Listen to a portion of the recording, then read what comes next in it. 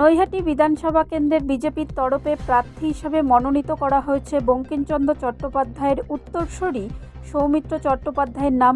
জয়ের ব্যাপারে তিনি আশাবাদী। শাসক দলের দুর্নীতি থেকে শুরু করে সাধারণ মানুষের জন্য অনেক উন্নয়ন নিয়ে তাদের কাছে যাবেন এবং আজ থেকেই প্রচারে নেমে সাধারণ মানুষের মন জয় করে এই বিধানসভা থেকেই জয়লাভ করবেন বলে তিনি আশাবাদী।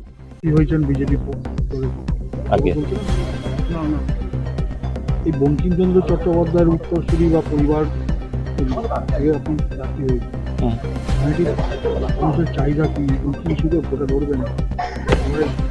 দেখুন, আমার ইস্যু হচ্ছে সারা পশ্চিমবঙ্গের যা ইস্যু আমারও ইস্যু সেই ইস্যু, স্বচ্ছতা, সবার জন্য যাতে প্রশাসন নিরপেক্ষভাবে কাজ করে।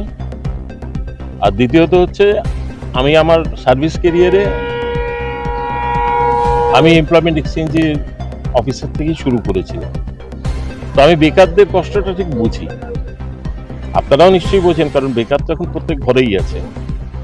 তো তাদের জন্য একটা স্পেসিফিক কোনো যাতে প্ল্যানিং করা যায়, যদি আমাদের সরকার আসে। আমি তো শিওর যে আমাদের সরকার আসবে। আর যে কোনো জিনিস প্ল্যানিং করতে গেলে এটা আমার মনে হয় পশ্চিমবঙ্গবাসী বোঝে, একটা স্ট্যাটিস্টিক্সের দরকার হয়। পশ্চিমবঙ্গে কোনো স্ট্যাটিস্টিক্স নেই।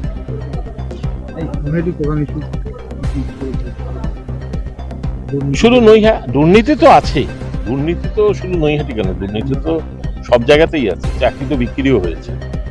তো আমি তাই জন্যই বললাম যাতে স্বচ্ছতা আছে। আগে আজ থেকে আমি জাস্ট একটু আগে এসেছি, আমাদের মন্দিরে আমাদের ইষ্ট দেবতা প্রণাম করলাম।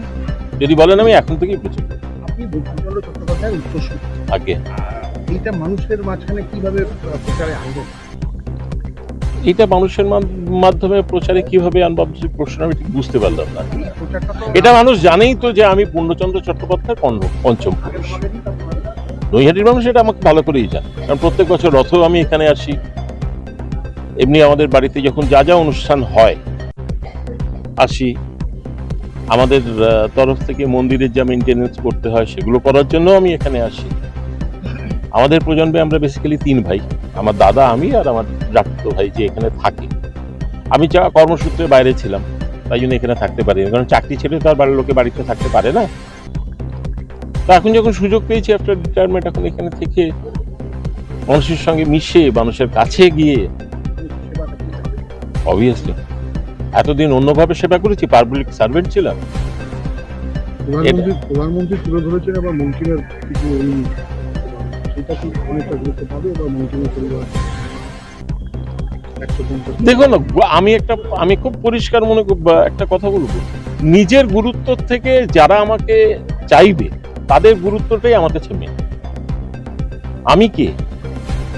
একটা পরীক্ষা দিয়েছিলাম, WBCS চাকরি পেয়েছিলাম, করেছিলাম, আমার পার্সোনালি আর কোনো গুরুত্ব নেই। আর আমার সৌভাগ্য যে আমি এরকম একটা বংশে, এরকম একটা রক্তে জন্মগ্রহণ করেছি। তাই আমার পার্সোনাল কোনো গুরুত্ব নেই, গুরুত্ব নৈহাটির মানুষের। রাজনৈতিক জীবন কবে থেকে শুরু? আমি তো চাকরি করতাম, রাজনৈতিক জীবন আমার কিভাবে শুরু হবে? রাজনৈতিক জীবন আমার রিটায়ারমেন্টের পরেই শুরু হয়েছে। হ্যাঁ, জয়ের ব্যাপারে কতটা আশাবাদী?